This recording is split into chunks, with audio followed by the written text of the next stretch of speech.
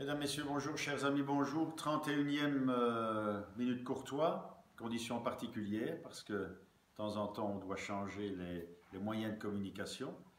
Mais cette semaine, une grande nouvelle pour la ville de Bruxelles et pour la Belgique, c'est l'arrivée de cette annonce du patron du Tour de France pour nous préciser que nous aurions le grand départ en 2019.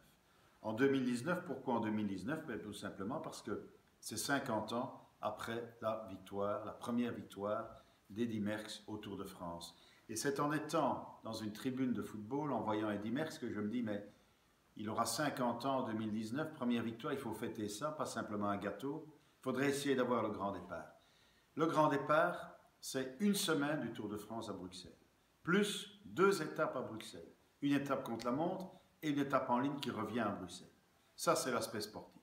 Mais surtout, ça veut dire qu'on a un des 3 grands événements au monde, un des 3 événements les plus regardés au monde, et que l'image de Bruxelles, de la région, de la communauté et de la Belgique sera maintenue sur la map monde.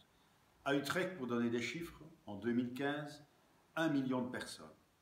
Il y avait 17 millions de téléspectateurs. Il y avait 17 000 nuitées qui avaient été réservées, 4 500 personnes qui accompagnent le Tour.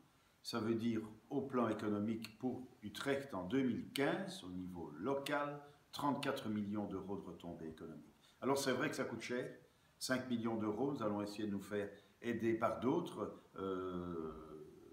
organismes ou par des organismes publics ou par des institutions publiques, c'est vrai, mais le retour sur investissement est là parce que économiquement, surtout dans cette ville qui a été meurtrie et qui doit toujours continuer à faire de la publicité pour ramener des touristes, ramener la vie économique ici, créer de l'emploi dans ce secteur, nous pensions que ce grand départ était une bonne chose. Voilà, alors on l'a, tant mieux, on se réjouit, mais maintenant il va falloir évidemment travailler à cela. En attendant, un clin d'œil, je souhaite un bon ramadan à tous ceux qui le font. Voilà, bon week-end.